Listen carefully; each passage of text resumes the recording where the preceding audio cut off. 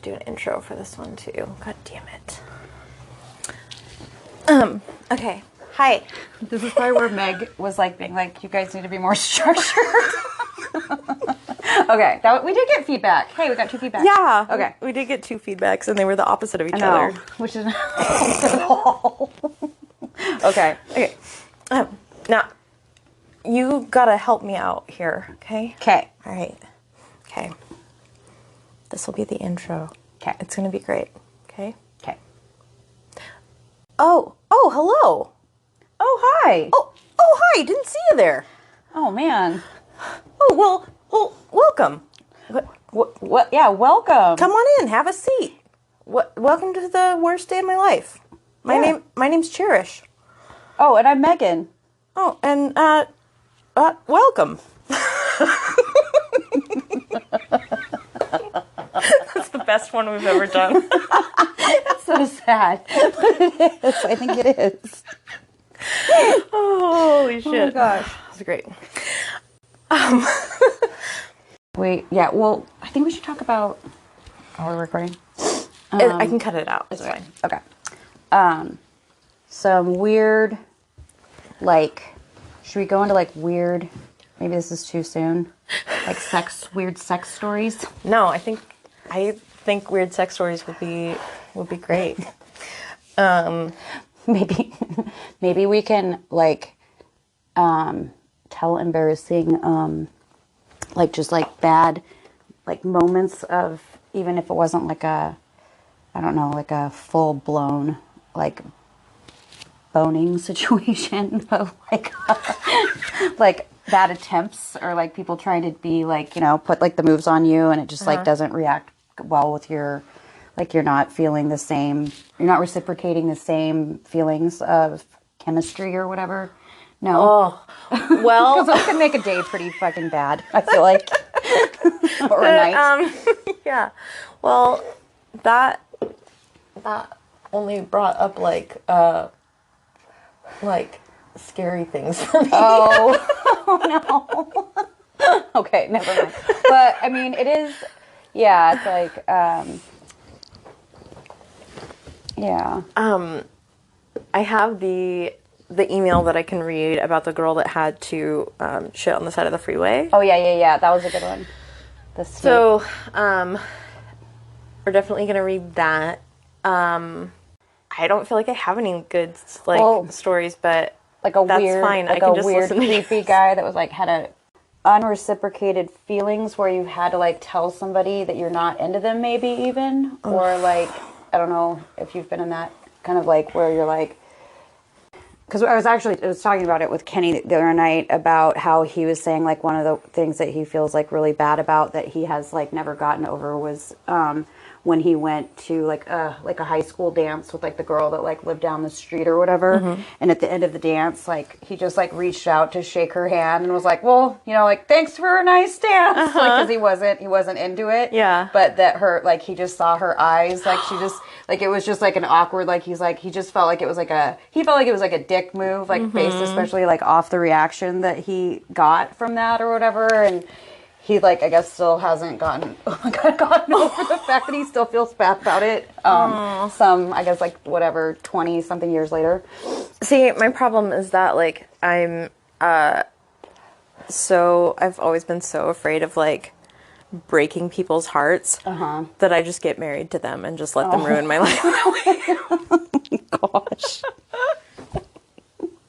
Because I didn't learn until I was, 2 divorces in, like, if it's not going that great, you should probably just end it, Yeah. Don't just keep thinking it's going to get better someday. Right, like prolong something. Yeah.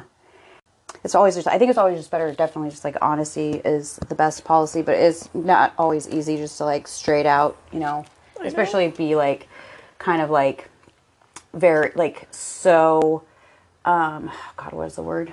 Like, callous?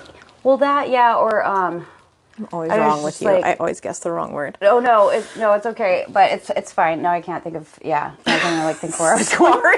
No, it's all right.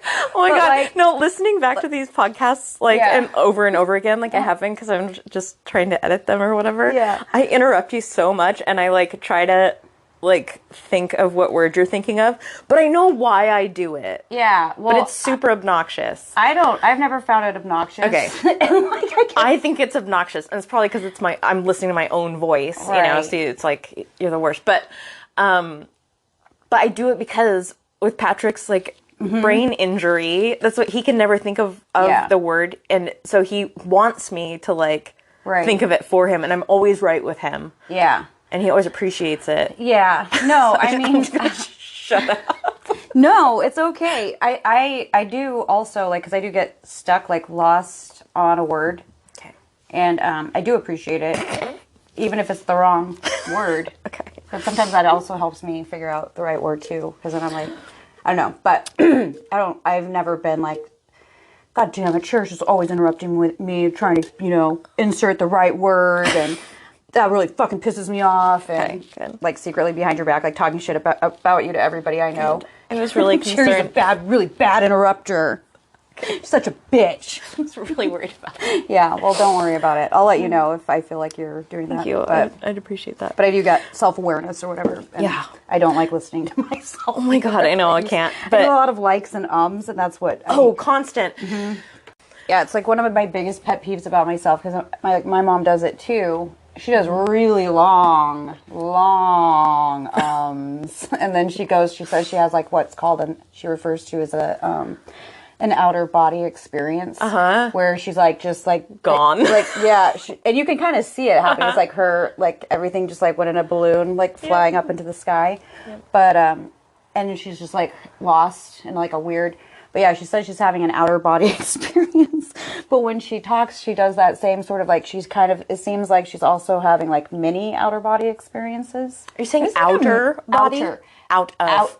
Oh, am I saying, I probably said out of body experience, but. No, out of is correct. Oh, it is? Okay. Well, maybe I was saying outer. You were. Outer. I don't know.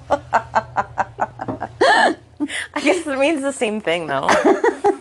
Really. Think about it. Yeah. So, yeah, but I try to pay attention to it just because I feel like I can do that too a lot. And like I remember hearing somebody somewhere out there was saying that's like, it just makes you sound like unintelligent when you like constantly can't just just say, spit it out. Right. I can't though. I can write just fine when I have time to think about things, and I can plan it out and edit it and change it and whatever. Yeah. I can write quite eloquently. I believe it. I speak like shit. Yeah. It's like Maybe we shouldn't have mouth. Maybe we shouldn't have a podcast. We're just realizing that we're like we're terrible at talking. Yeah, feedback. Yeah. Feedback's appreciated. Yeah, I've gotten none. Well, I know we're not the only people that have this, this kind of like feeling. Affliction. Yes, affliction of, yeah. I guessed right. It's like, yes, you did. You did. But like, yeah, it's like getting like brain to mouth or whatever seems like the longest voyage ever for some reason. I know. There's a lot of stuff. There's a lot of humps and lumps in between the, there's a lot of lovely lady lumps. What's the word I'm trying to think? There's a lot of obstacles. Oh, yes. In the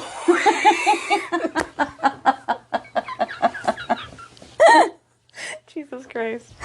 Oh, gosh. Okay. Is it 1,000 degrees in here? Probably. Okay. I'm just checking.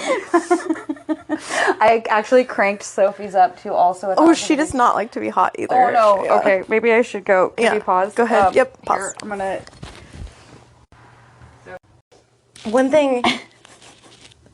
One just boring thing I was gonna just talk to you about today, or just about my life. Oh yeah, the thing that happened. Oh my God, yes. Okay, I'll tell you about that first, and then I'll tell you about the other thing. Okay.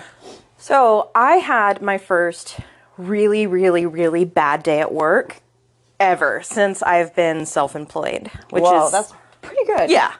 like I'm a photographer. I've been doing it for like 7 years now, and just had my first bad experience, and it was totally my fault. Okay, so you know Mima Mounds? Yes. We had our photo shoot there. It's this mom and her 2 sons, and one of them's 20 years old, and he's just moving out and like going to live with his dad in Longview, and then the other son's 13. So but she just wanted to get these pictures to kind of like get pictures with her boy before he like moves away, because she's like really sad about it. She like loves him and wants him to stay. Oh, super sweet. Anyway, we're taking pictures, and she's got this she's a redhead, for one, which is like my favorite thing in the world to shoot. And she's got like wavy, like long wavy red hair, and it's really pretty. Like it looks like the, did you ever see that Disney movie Brave? Oh, yeah, like, yeah. She had like that kind of just really pretty hair. And she was wearing like a dark green dress, which is like perfect on redheads, right? Yeah. So, she had this like big bulky sweater over it, and I was like, you gotta let me hold your sweater. Like, I'm sorry. Like, that dress is just amazing out here and whatever. Yeah. Everything's perfect. Everything goes great. Like, I going in, I'm thinking like, what am I going to do with 2 grown boys and their mom? You know, it's like a weird situation to try to pose, because you don't want them to look like a couple. Right. You don't want them to look like a weird, I don't know. Yeah. Anyway, it worked out great. Like, we did a good job. I was like really happy with the work.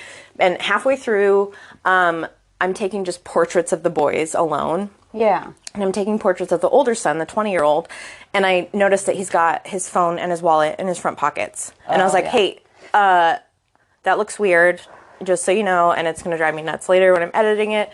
You want me to hold your phone and your wallet for you? I've got this big-ass fanny pack, right? Mm-hmm. Instead of putting it in the fanny pack, I put them in the mom's sweater pocket. She has these big, deep pockets in her sweater, and I have her sweater, like, draped around my neck, and I'm walking around with it like that. Right, right. So we do the whole session. It's great, wonderful. I give the mom back her sweater, and the 20-year-old has his hand out to me for his phone and wallet, and I go, oh, it was in the sweater. Yeah. And the mom goes, it's not in the sweater. Oh, gosh. My heart sank. I was like, gosh, yeah. So this place, for those who are not familiar, which I'm sure is probably everybody, doesn't know what Mima Mounds is. It's this place in Washington. It's like a big open, what is it, natural preserve or something like that. Yeah. Which I just found out you're not supposed to be walking around on there, which is terrible. I'm never doing it again. I'm so sorry. Oh gosh, yeah. But we did. Anyway, it's this like geological phenomenon where something about ice caps melting and shooting up through the rock, something made all of these mounds all over this place. So it's like a big open field that's covered in small hills everywhere. Like these little bulbous, like breasts. Yeah. All over There's a field. breasts as far as the eye can see. And it's really cool looking. It's really weird looking. I like taking pictures there. I usually just stay to one mound because I don't want to go stomping around all over the place. But when we were out there, it's super, super bright and sunny, which is not what I was expecting, right? So like the time that I chose of day, I was expecting more clouds, less sun. So I kept having to like have them duck kind of under some mounds to get some shade. And anyway, we went all over the place more than I usually would have ever. Yeah. So so as soon as we realized that we had dropped it, we're like, okay, where did he hand it to me? And all of these mounds look the same. Yeah. You know? It all looks, it's just like a big brownish yellow field of a whole bunch of the same size, same shape hills. And I mean, you can kind of figure out where you are based on that like little observatory tower thing or whatever. But I wasn't paying attention to that when I'm walking around taking pictures. Like I'm putting people in good light and then I'm moving them to good light and I'm, whatever. Yeah. And so we just start searching. There's 4 of us. We were out there for an hour. Oh my God. Re-stepping everything that we had, everywhere we had gone, everywhere I had stepped. Like I fell down at one point. We were like looking there. It's all right. It happens. but we never found it. And like the sun was going down. And this whole time I'm thinking, God damn it. If Patrick was here, for one, he would have been holding that stuff for me. I never would have dropped it. Never would have lost it. Yeah. Two, if we did lose something, he would fucking find it. Yeah. And, it like, they were super nice about it. And they were like, you know, it's the kid, he was so, like a 20-year-old kid, right? Aww, Their phone is very important to them. And he was like, it's okay. Like my phone's paid off. I was going to get a new one anyway. I'll go get it. All my wallet had in it was my ID and a debit card. I can just cancel my debit card. I'll get a new ID. Yeah.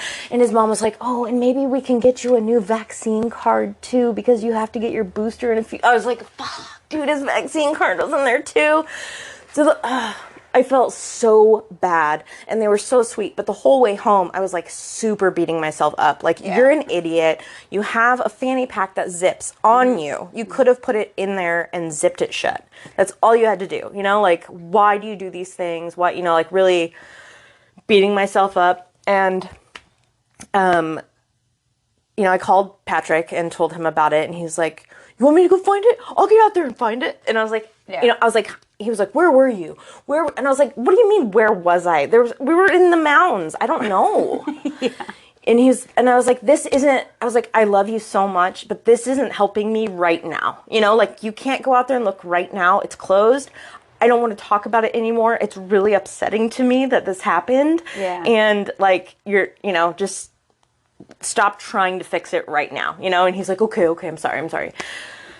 I like go home, like take a long bath, whatever. And I wake up the next morning and Patrick's gone.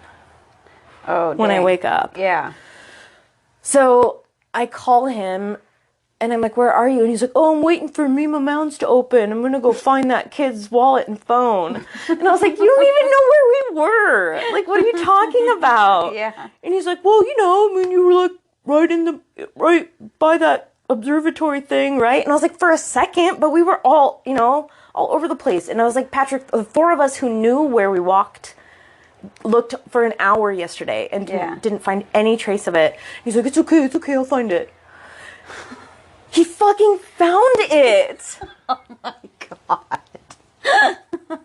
What the heck? I don't know. So all he had, so I Googled Mima Mounds and found a picture, like an aerial view picture of it. No, I didn't. I went on Google Maps and did the like satellite picture and like zoomed into where the like observatory was, so you had like a point of reference. Yeah. And then I just like doodled a big dumb circle, and I like put an X in the spot where the kid handed me his phone and wallet. Yeah. And then just drew a big circle. Like, this was kind of where we were, I think. Whoa. I don't know. He found it like on the outside of that zone that I made, even. Like, I was wrong. Wow. But he found it in like half an hour. Oh my gosh. And he called and he was like, guess what? And I was like, no. Oh my gosh. How? And I told the people and they were like, no way. Yeah. How did he do that? And I was like, I don't know. I have no idea. But like, that is insane. I'm going to give him if he wants to come down to here, like, this guy lost his like a diver flashlight or something. He was like over by like in the dunes or whatever, because I guess he was like mushroom hunting. Oh. And he brought it to us with like kind of just sort of semi coordinates of like where he had been walking around. But he was offering a $75 reward. Jesus. So we should give that to Patrick and like, here's another, because it seems like he probably enjoys that. He does. Kind of challenge. It's like, it's another thing that I love so much about him. I feel like I'm fucking talking about him all the time on here, so it's probably annoying to people. But in my bad relationship with husband number 2, one of the things that we would fight about is that, so I have ADD, and I will lose things all the time. I'll have something in my hand, and then I look and it's gone, and I don't know what I did with it. It's part of it. It sucks. It happens a lot. And with husband number 2, he would shame me so hard every time I lost anything. He would be like, what the fuck is wrong with you? Are you stupid? You just had it. I know you just had it. Right. What were your eyes closed? Like what? Like how could you possibly lose that? Right. Like you moron. And it like now it still happens sometimes where I'll lose something and I feel that like drop in my heart, like where I'm just like, fuck, I'm gonna be in trouble. But I've been working on just saying, Patrick, I lost something very important and expensive. Yeah. And I need help finding it. And he's like, oh, okay, I'll find it for you. And he fucking finds it every time. He loves it. It's the perfect partner for you. It really is. Yeah. I love trying to guess what word he's thinking about. And he loves finding your stuff. Yes. That's perfect, like, tit for tat or whatever. You scratch my back, I'll scratch yours. Or... So I met them the next day with the wet. It had rained, of course, all that night, but all of his stuff was in there, and they were so sweet about it. They were so nice. They were awesome. But that was a shitty day for me. I can tell. It would be. You're like a tomato shade of red just right now. About it. I think it's the wine. Oh, too. okay. You were just like, I can just see you like, you're like, freaking out. Should I let that creature out of there really quick? Sure. You might need to go El Baño. Stinky I'm gonna put Winky. this here so I don't run off of it. We're going to take a quick break so Stinky Winky can pee-pee. You want to go outside? This morning I was like the only thing I was like, Stan. is it getting less hot in here? Yeah.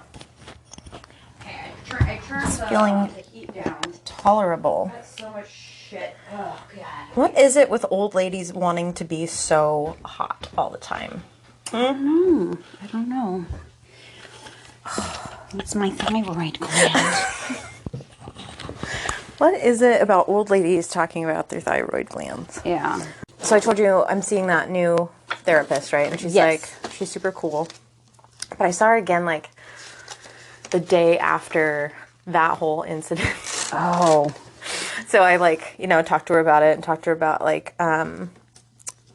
how, I was kind of like beating myself up over it and stuff. But we started talking about ADD and like the things that I can do in the meantime while I can't like take my medication. Right.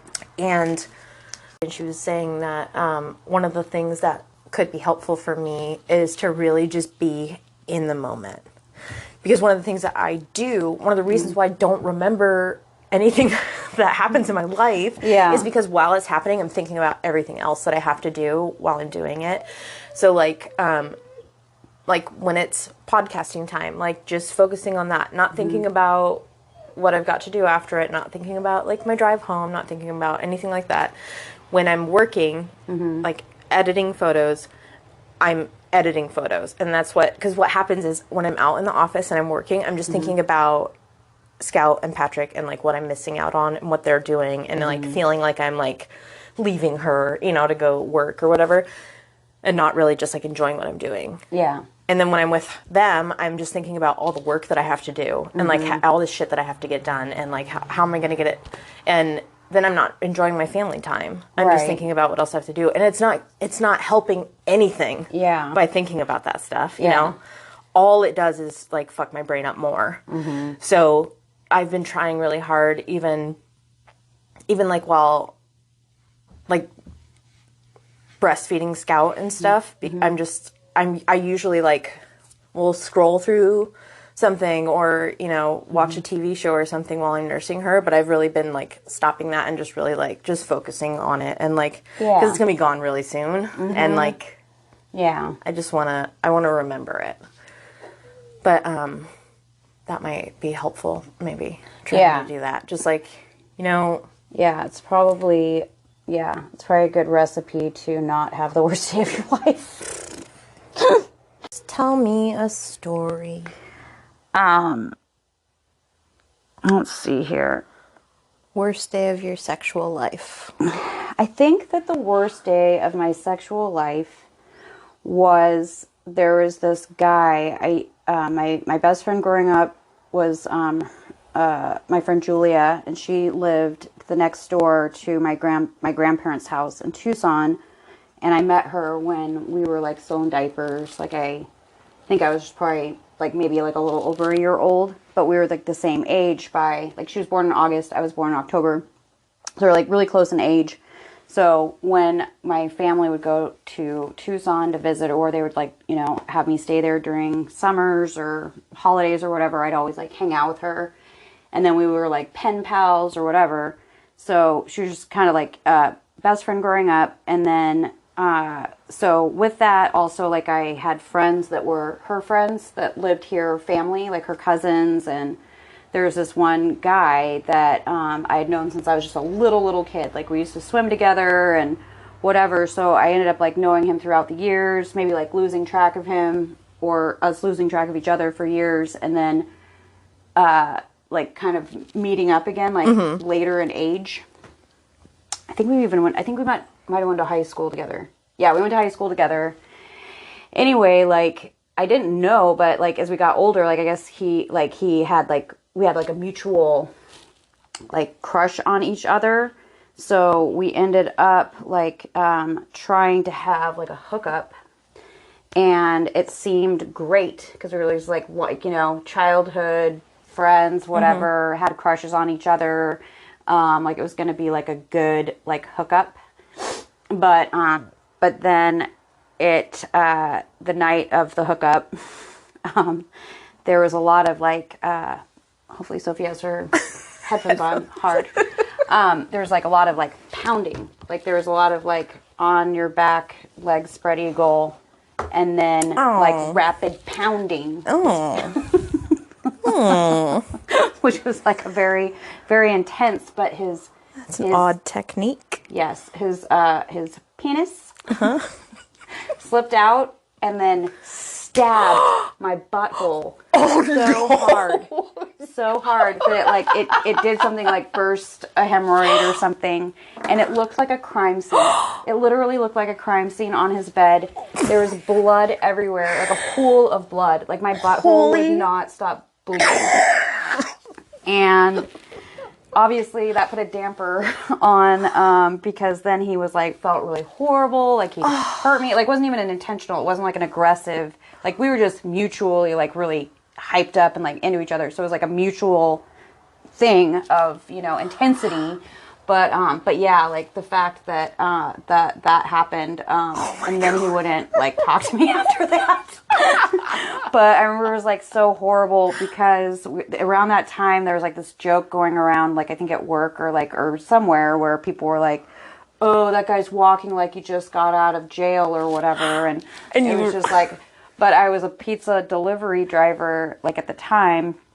And I remember like having like one time like having to do like a delivery of a pizza that like I got lost with the address. So I ended up like walking around like blocks, like holding like pizzas, but I was like walking like I kept thinking about that whole joke over and over again. Like that horrible, like he's walking like he just got out of jail. Cause that's like how I was having to walk for like weeks. Oh no. And, it was a hemorrhoid? I think, yeah, because around that time, because it was like after, I'd started developing like the hemorrhoids or whatever, and that, this is gross, you know, fast forward or whatever, if we're keeping this in the podcast story. But yeah, it was like around that time I'd started developing like hemorrhoids, and the first one that I got, I thought I had like actual, like a tumor. And I remember like making my mom like look at my butthole and like assure me, like tell me what she thought was, because I was like super freaked out. But it was really gross. It was like the size of like a cherry, and so that was. Ow! Yeah. Oh my god! It's just the hemorrhoids are not fun. I've never had one, but that sounds horrible. No, they're not good, because you can have like internal ones, external ones. Like it's just not. Hemorrhoids are not. That's another. Like I feel like I've always kind of had grandma problems, because I was thinking like the hemorrhoids, and then My thyroid problem started when I was like 19. Grandma like, problem. started already having gray hair, I think, when I was like still in high school. I don't know. Like, I'm just, I had all like the elderly problems. But, Holy shit. but yeah, that was probably like but then, I don't know how dark or Go. we want to go. Yeah. Go for it. But, Make it weird. Okay, well, this is pretty embarrassing too. Was when there's this guy that I worked with. I guess I had a promiscuous period of time. It's like around the same time. Yeah. But there's this guy that I worked with, and he was a little bit older, like not too much older, but he was like really super tall, almost kind of like ogreish, but like kind of at the time, like I thought he was cool because he was like into like a hot ogre. Well, yeah. Well, he was like into like bones and shit. No, making soups. No, it was just like he was in a band, like you know, he just kind of had that like sort of like, I don't know. That's all it took back then, I'm sure. Yeah, I think that's pretty much what it was. Of us. Yes, and so this is really embarrassing, and I don't want to like throw other people under the bus, but I'm gonna have to bring up my brother. So I was like sleeping with this guy for a period of time, like I guess we were dating or whatever, and he kept like pushing the like anal, like he just kept wanting to have anal, Why? anal, and I was What just like, is it? I don't know, but I was just like, anal is not good for me. Like, Yeah. it causes butthole bleeding. Listen, I've tried it. Yeah. It was messy. Not into trying it again. Yeah, diarrhea or bleeding out of my butthole is anal. Is all that comes to my mind when that's like not sexy. Anyway, No. so I got really tired of him like constantly pushing the issue. So I decided to say like, okay, like I will consider maybe even just trying that if you're willing to let me put my vibrator up your butthole. Right. That's a fair exchange, I would say. So I had this vibrator that my coworker actually had given to me for my birthday as like a gag gift, but it was called Purple Passion, and it was just like it wasn't even anything cool. Like it was just like this, I don't know, it looks like a giant bullet. What's a cool? I don't know. It didn't have any like grooves or like the things that stick off of it, the clitoris stimulator or right, whatever. It wasn't even cool. All right, beads or anything like that. Boring. But it was called Purple Passion. Okay. And so I anally penetrated him with that, and he actually like thoroughly enjoyed it, and was like then now asking for it like by request, like every time, which in and of itself like totally had forgotten about wanting to do, which was great in a sense, but it was just like, oh man, like I gotta like break this out again, gotta find the lube, and then batteries are dead. And then it fell on the ground, and he stepped on it, and then it was ruined forever.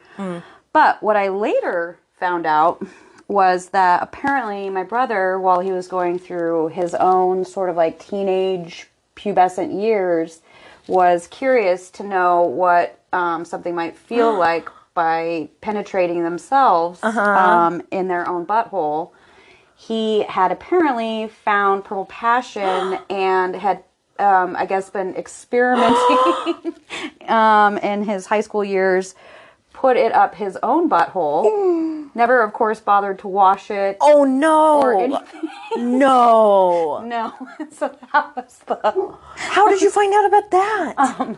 Because, like, weirdly, my brother and I have, like, a very open, we have a very open relationship when we talk about, like, you know, things that have happened. And so I think I was telling him that story, and then it was, like, years later, and he felt the need to confess his, because he always felt, I guess, guilty about it and weird. And so, he, like, tried to get his conscience clean. So, oh, my God. But, my brother used to call me, like, all the time with, like, my favorite was when he thought that he got this girl pregnant by, he called me up asking me advice on how to, like, get a hold of the morning after pill. And I was like, well, what the hell? Like, why aren't you using protection? Like, why are you needing to worry about the morning after pill? Because, of course, like, I was like, you know, like, the older sister had to be like, And then he was like, well, I didn't even ejaculate in her, Megan. Like, I actually, like, I came on her chest. And I was like, so you came on her chest, but you think that she might possibly be pregnant. Like, it wasn't anywhere near her vagina. And he was so convinced that it could have traveled its way, like as if sperm got legs, like developed legs and crawled themselves. Get to that egg. Yeah, it might have slid down. It could have just, he's like, I've heard, because he was always like hypochondriac, reading about like, weird stories. So he was thoroughly convinced. He was so convinced that he bought 2 morning after pills for that girl just to like assure that there was no way that he got her pregnant. Guy. Yeah, well, and poor girl, like just knowing that somebody is that freaked out, they might have impregnated you. They didn't even ejaculate anywhere near you. But what about the bye? What about the pre-cum and things like that? That could happen. He never penetrated her. Oh, like he never had penetration. There was never any penetration at all. He only ever, because he was like always having problems with like he couldn't hold his who's like the 2-man wonder or whatever people call people that can't. 2 pump chumped. Yeah. He didn't even make it. Oh my God. His penis never went to her vagina or inserted inside. Wow. It. Yeah.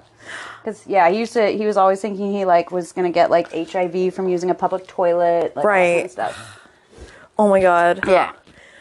I know nothing about my brother's sex life, and I do not want to know anything about my brother's sex life. None of it. Yeah.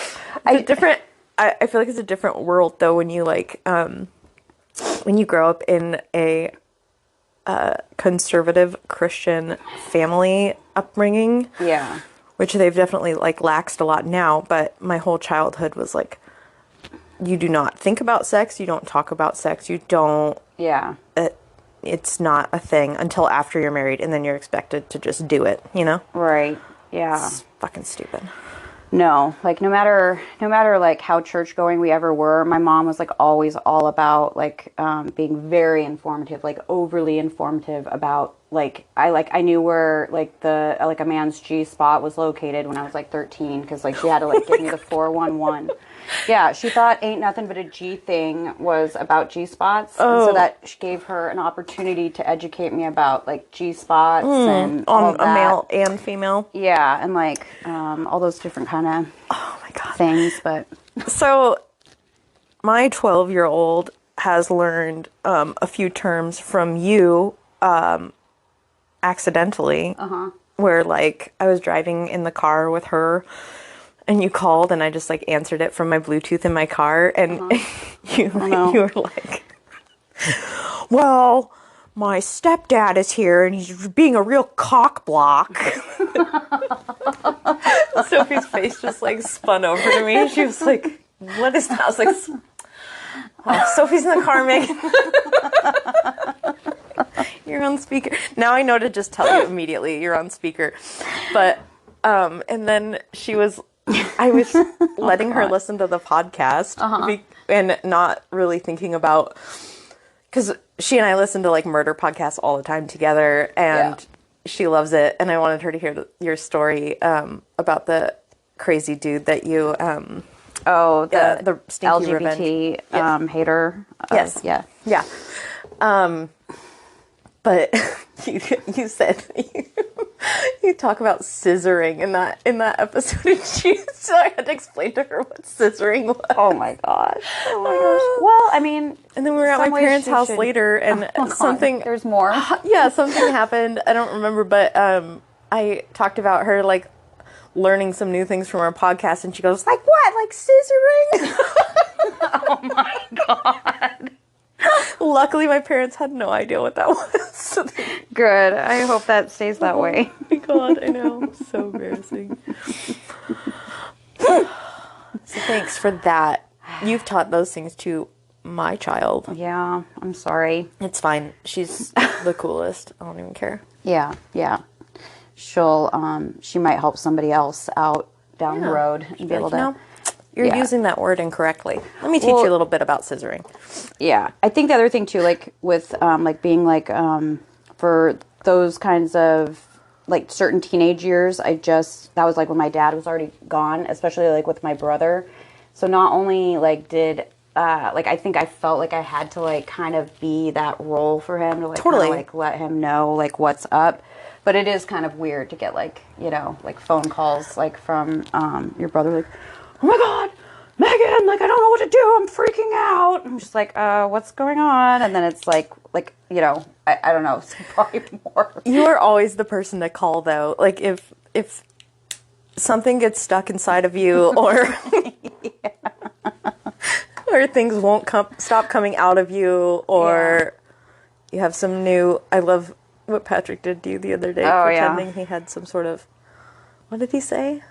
He had a rash in between his... I think he was, like, essentially trying to say, like, his taint Taint rash. chode area.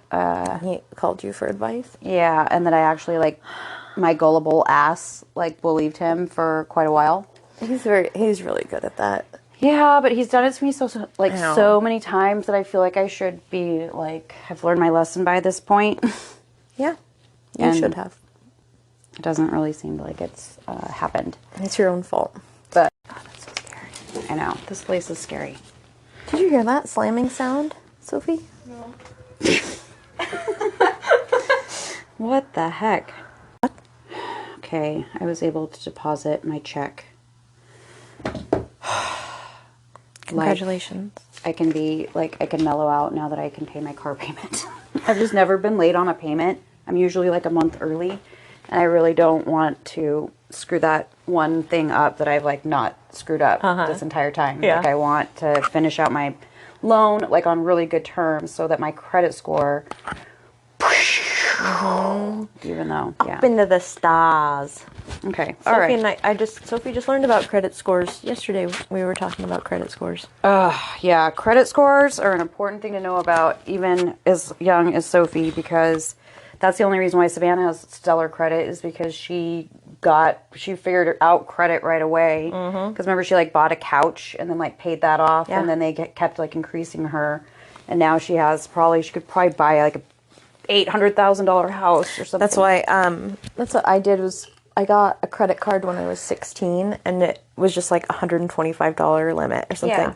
So I just did that. I just put gas in my car with it, and then I paid it off at the end of the month, and just did that. And then it kept getting bigger and bigger and whatnot. I had no idea about any of that, and then I went out and I got my first credit card when I was like 19, and then I thought it was just free money. Free money! And I maxed it out, didn't pay it off. Same with, like, my Bally's Total Fitness thing, and all these other weird things that I let go to collections, and then bad traffic infractions. I think I've probably spent, like, probably $100,000 of just trying to, like, fix Clean my up credit. your clean up your my messes. wreckage of my past, mainly to Christ. the court system. Oh God. Yeah. Well. Anyhow, let's talk about this. We're gonna read the email. Okay. Read the email. Are you ready for an email? Yeah. Okay. You better be ready. We only have a couple left, and no one's sending us anymore. So. Oh, jeez. I'm gonna try to get some of my coworkers because they've got some pretty good ones. Yes, please. Somebody. If you guys have any kind of story. I love bad drug experiences. I love pooping in places that you don't want to have to poop in. I love survival stories. Anything like that. Send it to theworstdaypodcast@gmail.com. I don't know why I can never remember that. The Worst Day Podcast. Yeah. At gmail.com. Okay. So here is one that someone did send to us. Dear ladies at Worst Day Ever. That's not the name of the podcast. I would like to tell you about the legend of Brown Snake and the unfortunate events surrounding it. When I was working at a state hospital in blank, I commuted a quiet 40 miles on I-80. I had just purchased a new Mazda 3 hatchback named White Lightning. Oh. I don't like that name. It goes well with Brown Snake, though. Brown Snake, okay. White Lightning, as a present to myself for landing my dream job. Little did I know that Mazdas didn't run an extra 30 miles on fumes, much like my Subarus did in the past. I had my coffee in hand and the sun just about to rise in my eyes, and what do you know, my car suddenly turned off. Unfortunate event number 1. I thought, what the fuck? I quickly pulled over and attempted to restart my car. It restarted, but then it quickly turned off again. It sunk in that I had just run out of gas. I felt a little panicked, but a little excited, as this has never happened to me before. I began laughing at how funny the situation was, but then also the thought of someone stopping to help terrified me. I began to come up with a survival plan. It says I'm a murderino at heart. Okay. I phoned my husband, who was sleeping snugly in our bed with our 2-year-old daughter. It took several attempts to wake him. That was unfortunate event number 2. Finally, he answered, and I gave him the news, and he was on his way. Meanwhile, I drank my coffee while I waited in the cold, early dawn. Cars and semi-trucks were passing me at 80 miles per hour. Ooh, scary. Shaking my little white lightning. Suddenly, I began to have sharp pains in my abdomen. The start of unfortunate event number 3. I thought knowingly, oh no. The pain became more and more intense and more persistent. The one day my morning coffee acted as an enema, it had to be this day. I thought surely my husband would arrive in time for me to get back to work to use the restroom. I began to pray. This led to sweating, which then led to planning of how I was going to exorcise this demon inside me. I hate that feeling. I know, that just, there's no choice left. No. You have to get it out. Or it's just going to, come out on its own. Yeah. In the pants or out of the pants, your choice. Okay. Unfortunate event number 4. I was going to have to shit on the Interstate 80. No way around it. I finally resigned to the reality that this was happening. Waiting much longer would end badly for my pants and or my new car seats. At the same time, I couldn't help but laugh at how hysterical this predicament was. How? I mean, it's funny now. It's not funny while it's happening. No. Wait a little while for it to be funny. Okay. We're critiquing this person's The worst day of her life. Moment. You should have done this. Yes, you idiot. Okay. I got out of the car panicking, saying, this is happening, and waddled over to the passenger side, opened the door. I couldn't squat down fast enough, and when I did, it came out in one solid push. Ay. Like the beautiful moment of childbirth when the baby is finally let free of the cavity it has resided in and everyone smiles. That's such a wonderful imagery. So poetic. Yeah. The release was indescribable. I thanked God in that moment, reassured I knew he had a plan for me. Now that I had released the demon, I had only wax paper car mats available. Unfortunate event number 5. You know, the kind they give you when you purchase a new car. My car was so new, I hadn't yet stocked it with napkins or baby wipes. How much worse could this get? Well, it gets worse. Finally, my husband pulled up. I quickly approached him to give him a heads up about what was residing on the ground on the passenger side. It was literally steaming. Oh my gosh. And only halfway covered in dirt. So embarrassing. Yeah. This is OMG, so gross. After pissing his pants from laughter, he filled up my gas tank with the gas he had purchased. All of a sudden, a black SUV pulled up beside us. It was my dad. That was all caps. Periods.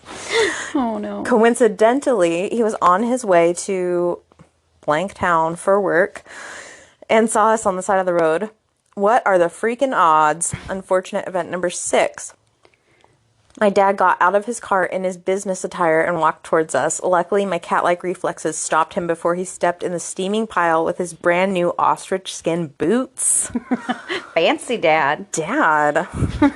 Horrified, he said, "Oh my hell, what is that?" I'm imagining he has this, a southern accent. "Oh my hell, what is that? A poop?"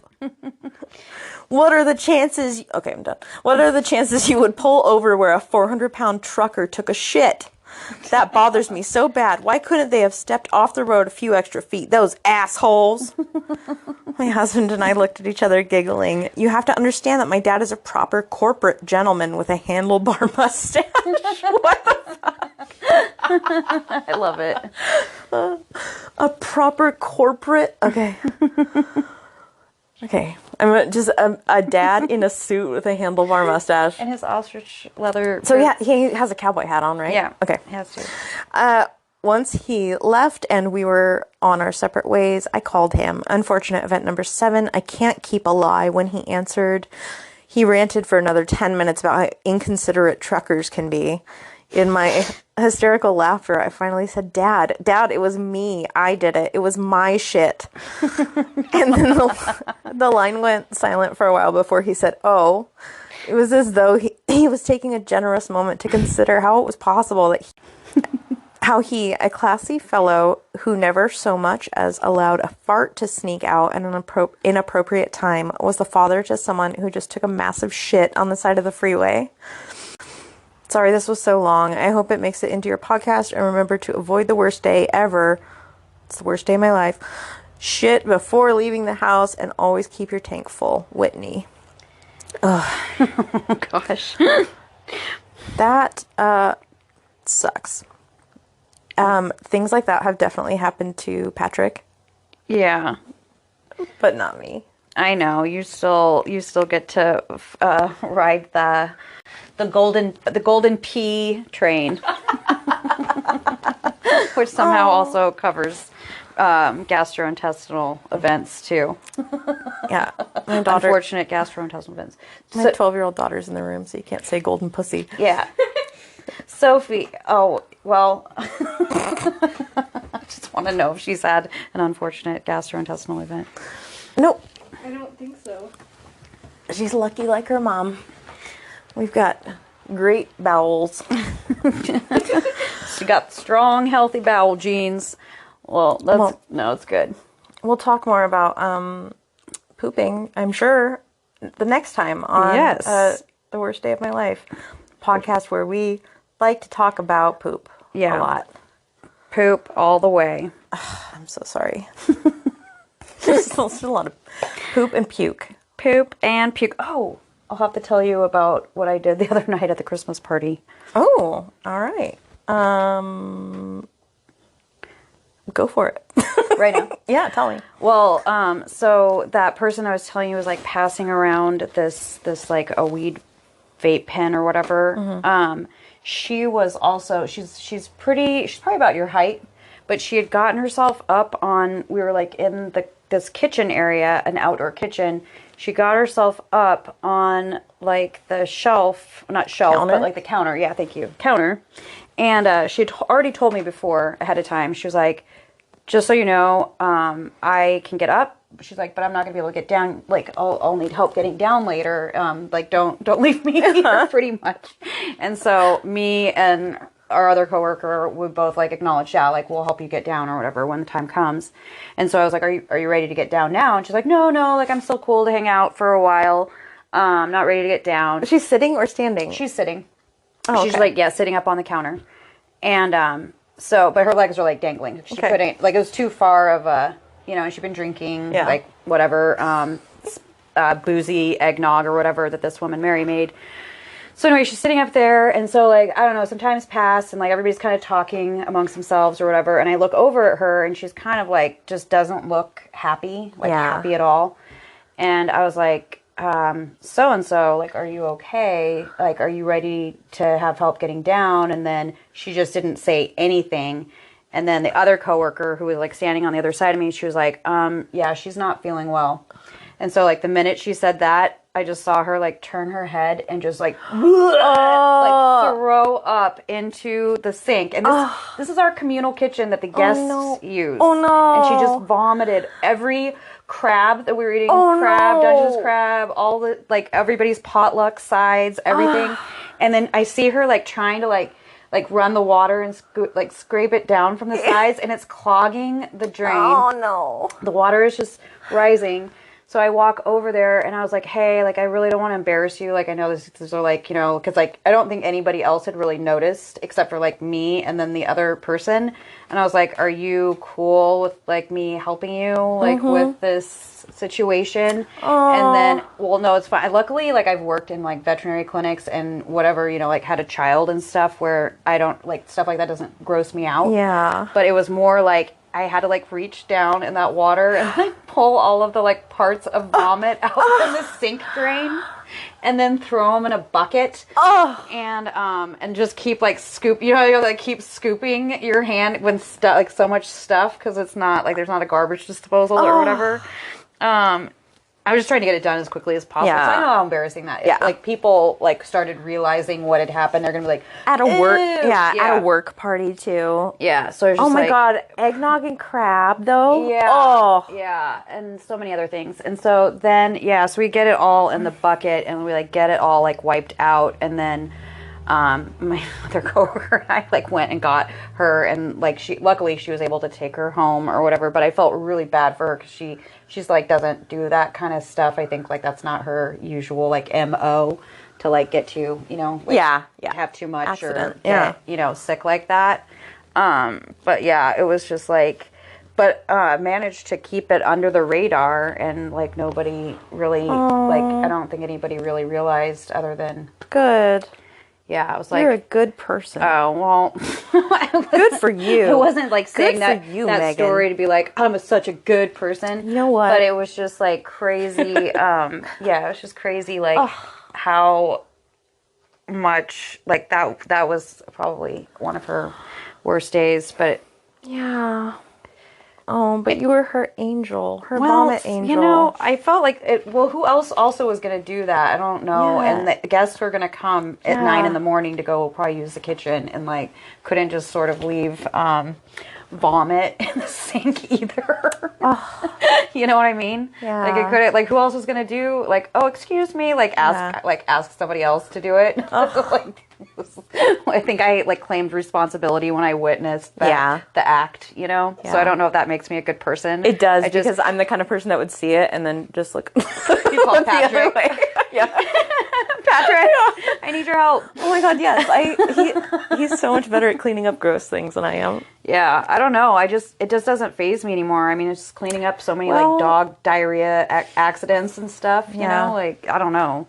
Like some weird, gross, like stuff happens in the veterinary clinic, and it's just, you can't really, you just become like immune to it. We should, on our next episode, we should talk about weird, gross stuff that's happened in veterinary clinics. Oh, yeah. I'd like to there's hear some that. good ones. There's some good ones. Later. So, are you still good? Do you want any kind of beverage or snack or anything? Okay. Well, You want a pickle? Meghan, I'm recording. Oh, sorry.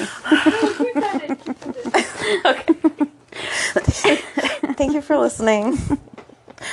Meghan's offering people pickles.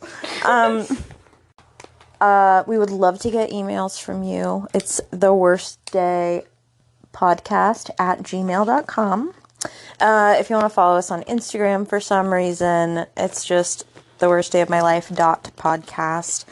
We have a Facebook group where people can go in and talk about, you know, things that they heard on here that made them think of maybe some terrible things that happened in their own lives. And other than that, please just like take a moment and comment or subscribe, or, you know, give us some sort of feedback, because we have no idea. Yeah, you could even, like, you know, give us some really harsh, you know, critiques if that. Tell us that you hate our voices. We should not be doing this, and something, anything. We just want to hear from you. We just want to know. I guess I just want to know. Megan's going to keep pretending that it's just us talking together. That's fine. Yeah. Too. Okay. True. But anyway, have a good one, and just remember that it could always be worse. Okay, bye. Bye-bye.